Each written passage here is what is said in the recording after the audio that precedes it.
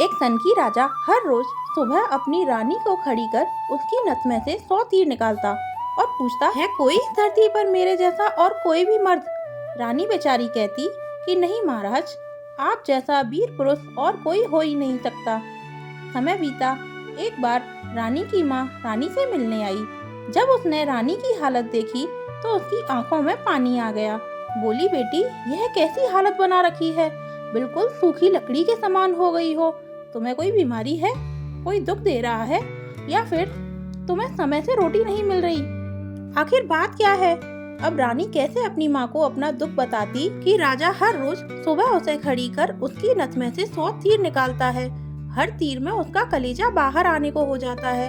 अगर वह जरा सा भी हिल गई या राजा जरा सा भी चूका तो प्राण गए। पर जब माँ ने बार बार दबाव देकर रानी से पूछा, तब रानी बोली, क्या बताऊँ माँ, किसी चीज की कोई कमी नहीं, अन्न का भंडार भरा हुआ है। तो आखिर बात क्या है बेटी? माँ ने इस बार जब रानी का हाथ पकड़ अत्यंत रुदन स्वर में पूछा तो रानी टूट गई और अपनी वेदना प्रकट करते हुए कहा, माँ, तुम्हारे जमाई राजा मेरी नाक की नस में से 100 तीर निकालते हैं, जिससे मेरा हृदय थर-थर कांपता है। मेरी तरफ आता हुआ हर तीर मुझे अपनी जिंदगी का आखिरी तीर प्रतीत होता है। यही बात मुझे हर समय अंदर ही अंदर खाई जाती है कि आज तेरा आखिरी दिन है, आज तेरा आखिरी दिन है। बस माँ, इसी चिंता के कारण कुछ भी खाना पानी मेरे हलक से नीचे नहीं उतरता। रानी की माँ ने हैरान होते हुए कहा, यह तुम क्या कह रही हो बेटी, यह कब हुआ? रानी बोली, माँ, यह मत पूछो कब हुआ, यह पूछो कब नहीं हुआ। राजा हर रोज सुबह मुझे खड़ी करके सबसे पहले मेरी नस में से 100 तीर निकालते हैं, उसके बाद ही अपना दिन शुरू करते हैं। माँ बोली, कुछ बोलते भी हैं? रानी बोली, हाँ माँ, कहते हैं है इस धरती पर मेरे जैसा कोई और मर्द। रानी की माँ कुछ सोचते हुए बोली, बेटी चिंता मत करो, कल वो जब ऐसा पूछें तो कह देना दुनिया में मर्द बहुत, घर नहीं तो बाहर बहुत, घर से बाहर निकलो शेर को सवा शेर बहुत। इतना कह रानी की माँ अपनी बेटी से विदाई ले अपने घर चली गई। अब रानी को इंतजार था तो बस अगली सुबह का। राजा ने सोती हुई रानी को हाथ पकड़कर उठाया और कहा, रानी आ जाओ, समय हो गया। रानी ने सोचा, हे भगवान, बस आज और बच जाऊं, फिर तो जो माँ कहकर गई थी वो बोल दूंगी, और उठकर बाग में जाकर आंख बंद करके अपनी नस पकड़कर खड़ी हो गई। राजा ने रोज की तरह एक के बाद एक 100 तीर रानी की नस में से निकाले। तीर निकाल राजा बोला, बोल रानी, है दुनिया में मेरे जैसा कोई और सूरवीर मर्द? रानी हिम्मत जुटा बोली, महाराज, दुनिया में सूरवीर मर्द बहुत, घर नहीं तो बाहर बहुत, आप बाहर निकल कर देखो, शेर को सवा शेर बहुत। राजा हैरान होते हुए बोला, ठीक है रानी, अगर यही बात है तो कुछ खाने का सामान दो, मैं जा रहा हूँ बाहर सूरवीर मर्द देखने, मैं भी तो देखूं है कोई मुझसे ज्यादा सूरवीर मर्द इस दुनिया में। थोड़ा बहुत खाने पीने का सामान ले राजा निकल पड़ा। चलते चलते एक कच्चे रास्ते पर हो लिया। थोड़ी दूर ही चला तो आगे देखा एक आदमी रास्ते के किनारे पर लेटा ऊपर की तरफ एक टक देख रहा है। राजा को बड़ा कौतूहल हुआ। ऊपर की तरफ देखा तो उसे सिवाय सूर्य की तेज किरणों के कुछ दिखाई नहीं दिया गया। जिज्ञासावश उसके पास गया और पूछा, क्यों भाई, ऊपर क्या देख रहे हो? काना आदमी ने कहा, इंद्र के अखाड़े में परियों का नाच हो रहा है, वो देख रहा हूँ। राजा ने एक बार फिर से ऊपर देखा पर उसे कुछ दिखाई ना दिया तो उसका आश्चर्य बढ़ गया। काने आदमी ने ऊपर की तरफ ध्यान लगाए राजा से पूछा, तुम कौन हो भाई और कहाँ जा रहे हो? राजा बोला, मैं मालवा का राजा उत्पल राज हूँ, मैं दुनिया में सूरवीर मर्द देखने जा रहा हूँ। काने को बहुत कौतुक हुआ। बोला, तो थोड़ी देर मेरी प्रतीक्षा करो भाई, नाचते नाचते एक परी की पाजेब टूट गई है, वो नीचे गिरने वाली है, बस उसको लेकर मैं भी तुम्हारे साथ सूरवीर मर्द देखने चलूंगा।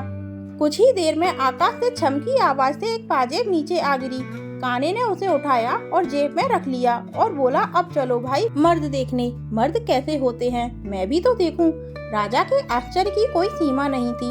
उसका अहंकार तो यहीं नष्ट हो चुका था, उसकी हवाइयाँ उड़ चुकी थीं।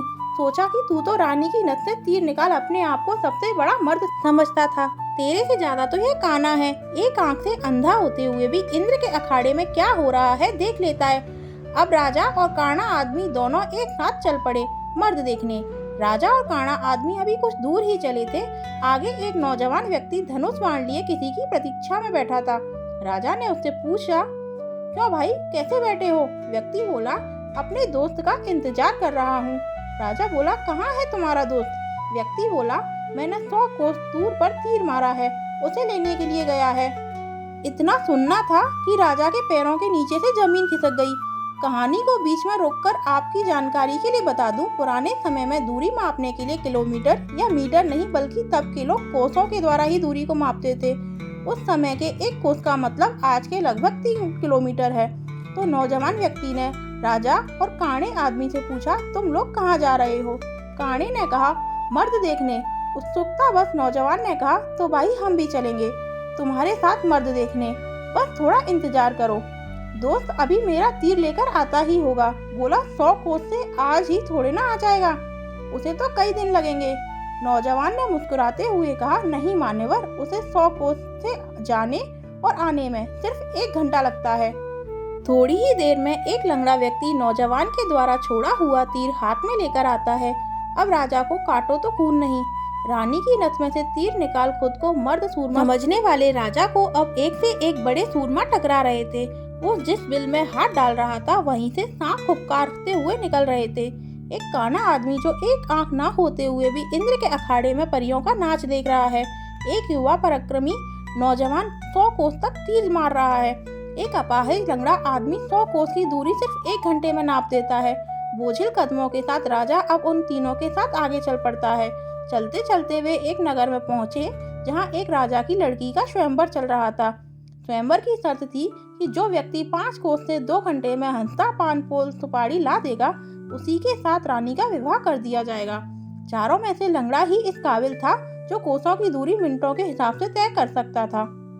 अंततः चारों की सलाह पर लंगड़ा व्यक्ति स्वयंवर की शर्त पूरी करने के लिए तैयार हो गया और शर्त अनुसार हंसता बोल पान सुपारी लाने के लिए चल पड़ा। रानी के स्वयंवर की शर्त अनुसार लंगड़ा व्यक्ति तेजी के साथ उस दिशा में बढ़ने लगा जहाँ हंसता पान बोल सुपारी का पेड़ था। अपनी दिव्य गति से थोड़े ही समय में वो उस पेड़ के पास जा पहुंचा। उसने सुपारी तोड़ी और अपने जेब में डाल ली। सोचा, अभी तो बहुत समय है, क्यों ना थोड़ी देर सुस्ता लिया जाए। यह सोचकर वह उस पेड़ के नीचे सुस्ताने के लिए लेट गया। ठंडी हवा के झोंकों से जल्दी ही उसकी आंख लग गई। उधर तीनों की समय बीतने के साथ साथ चिंता बढ़ रही थी। 2 घंटे पूरे होने को आए थे, बस थोड़ा ही समय बचा था। नौजवान तीरंदाज ने कहा, इतना समय तो उसे कभी नहीं लगता, जरूर कुछ बात है। काने आदमी ने यह कहा, रुको मैं देखता हूँ। जब काने ने देखा तो वो पेड़ के नीचे सो रहा था और पेड़ से एक खूंखार जहरीला सांप उसे काटने के लिए उसकी तरफ बढ़ रहा था। जब यह बात उसने साथियों को बताई कि वो तो सो रहा है और एक जहरीला सांप उसकी तरफ बढ़ रहा है, तब तीरंदाज नौजवान ने काने से कहा, तुम मेरे तीर का निशाना सांप के फन पर लगाओ। काने ने कहा, हाँ ये ठीक है, निशाना लगाकर मैं हुंकार भरूं तब तुम तीर छोड़ देना। काने ने तीर को सांप के फन की दिशा में लगाकर जैसे ही हूँ कहा, तीरंदाज ने तीर छोड़ दिया। तीर सीधा जाकर सांप के फन पर लगा और धड़ाम की आवाज के साथ सांप नीचे गिर गया। आवाज सुन लंगड़ा आदमी हड़बड़ाहट के साथ उठकर बैठ गया। देखा तो एक जहरीला सांप उसके पास मरा पड़ा है और उसके दोस्त का तीर सांप को लगा हुआ है। सारा मांजरा समझते उसे देर न लगी। वो दिव्य गति से नगर की ओर दौड़ा। समय रहते वो हंसता पान बोल सुपारी लेकर राजमहल पहुंच गया। अब समस्या यह थी कि राजकुमारी पर असली हक किसका है। राजा अगर घर से मर्द देखने नहीं चलता तो यह सारा किस्सा ही शुरू नहीं होता। काना अगर अपनी दिव्य दृष्टि से देखकर लंगड़े व्यक्ति को सांप से नहीं बचाता तो राजकुमारी के स्वयंवर की शर्त कैसे पूरी होती। नौजवान तीरंदाज के पास 100 कोस तीर चलाने की क्षमता ना होती तो भी उसके मित्र को सांप डस लेता और शर्त पूरी नहीं होती। लंगड़े व्यक्ति के पास दिव्य गति ना होती तो भी राजकुमारी स्वयंवर की शर्त पूरी ना होती। राजकुमारी का पति कौन होगा? जब इसके ऊपर उनमें आपस में सलाह मशवरा हुआ तो राजा को ही चुना गया, क्योंकि यह सारी कहानी ही उससे शुरू हुई थी। पर राजा ने अपनी सारी बीती बात बता कहा, मैं पहले से ही शादीशुदा हूँ, इसलिए मैं राजकुमारी से शादी करूँ इसका सवाल ही पैदा नहीं होता। मैं तो तुम सबका शुक्रगुजार हूँ मेरा खोखला वहम तोड़ने के लिए। काने ने कहा, मैं तो इंद्र के अखाड़े में अपनी परियों के साथ ही खुश हूँ और वैसे भी मेरे दिन अब उस ऊपर वाले को याद करने के हैं। बारी आई युवा तीरंदाज की। उसने अपने मित्र से कहा, मित्र, राजकुमारी के साथ तुम्हारा विवाह होना चाहिए क्योंकि तुमने ही स्वयंवर की शर्त का सीधा पालन किया। और राजमहल में शर्त अनुसार हंसा पान बोल सुपारी लेकर आए। इसलिए शर्त के दृष्टिकोण से देखें तो राजकुमारी पर तुम्हारा ही हक बनता है। तीरंदाज की बात सबको सही लगी और सबने सहर्ष सहमति जताई। लंगड़े व्यक्ति के साथ राजकुमारी का विवाह हो जाता है। सभी बहुत खुश थे। राजा सभी को अपने राज्य आने का निमंत्रण दे खुशी खुशी उनसे विदा लेते हैं। अपने मन में वो अब कभी रानी के साथ दुर्व्यवहार न करने की शपथ लेते हैं। वास्तविक वीरता केवल बाहरी शक्तियों में नहीं बल्कि आंतरिक विनम्रता, संयम और दूसरों की महत्ता को समझने में होती है। राजा उत्पल राज्य ने स्वयं को सबसे बड़ा शूरवीर माना और अपने अहंकार में अंधा हो गया था। वह अपनी रानी पर अत्याचार कर अपनी वीरता का प्रदर्शन करता था, परंतु वास्तव में वह अपने भीतर की हीन भावना और असुरक्षा को छिपा रहा था। अपनी यात्रा के दौरान राजा की ऐसे व्यक्तियों से मुलाकात होती है जिनकी क्षमताएं उससे कहीं अधिक होती हैं। उस एक आंख वाले व्यक्ति का दिव्य दृष्टि से इंद्रलोक का नृत्य देख पाना, उस युवा तीरंदाज का 100 कोस दूर तक तीर मारना और अपाहिज व्यक्ति का अद्वितीय वेग से दूरी तय करना, यह सभी घटनाएं राजा को यह समझाती हैं कि यह संसार अप्रतिम और असीम क्षमताओं का भंडार है। हर व्यक्ति में कुछ न कुछ विशिष्टता होती है और किसी को भी स्वयं से निम्न समझना उसके प्रति अन्याय है। अंततः सच्ची महानता और शक्ति आत्मनिरीक्षण, अपने अहंकार को त्यागने और हर व्यक्ति को उसकी श्रेष्ठता के साथ स्वीकार करने में है। अहंकार नष्ट करने से व्यक्ति का हृदय प्रेम, आदर और करुणा से भर जाता है और यही आध्यात्मिक उन्नति का मार्ग है। कहानी अगर पसंद आई हो तो प्लीज़ हमारी वीडियो को लाइक और चैनल को सब्सक्राइब करें और बेल आइकन को प्रेस करें।